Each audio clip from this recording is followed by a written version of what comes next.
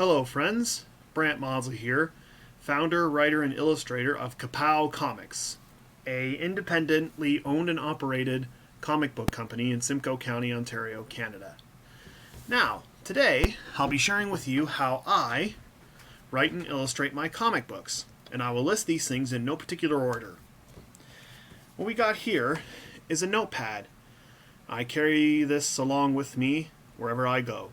And it's a good idea to carry one of these for all you fellow writers out there, because you never know when that award-winning story is going to pop into your head.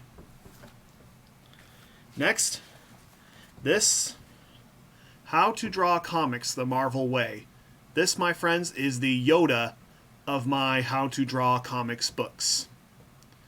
I always base my comic book making on Stan Lee's teachings and the artists who work with him. For example, John Buscema. Now, I really like the old school vibe that this comic book How to Draw book provides. And I got a whole library of these books. Not of the same title, of course. It's good to have a little variety.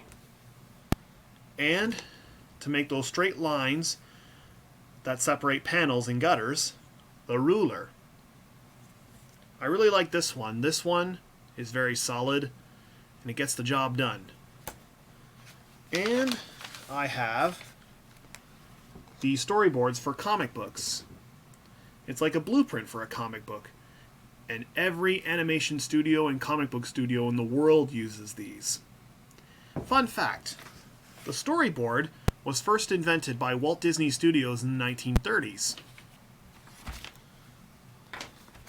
And what we got here, the comic book art board, which I, along with many others, illustrate my works on. Now, some people prefer to use things like Photoshop and Anime Studios to color their comic books and ink them too. Well, call me old-fashioned, but I use this. Markers. Now, what I like about Crayola in particular is that they're very vibrant, very bright. They come in all shapes and sizes and all kinds of colors, every color of the rainbow to be precise, and very reasonably priced. And I also use this, my inking pen, since I don't use my fingers and I don't finger paint. And the eraser, to erase those pencil lines and to correct those few rare mistakes I make from time to time when writing and illustrating my comic books. And of course, my tools, pencils and inking pens. They get the job done. And I buy a lot of these inking pens at either the dollar store, the drugstore, Business Depot stores, and on Amazon, which I can get them real dirt cheap. No affiliations with these companies. I'd like to dedicate this video to all the retail workers out there. You guys are doing a great job. What you're doing is good, honest work. And a bit of advice for customers. When you have to do your shopping, it's best to do it during the day instead of moments before closing.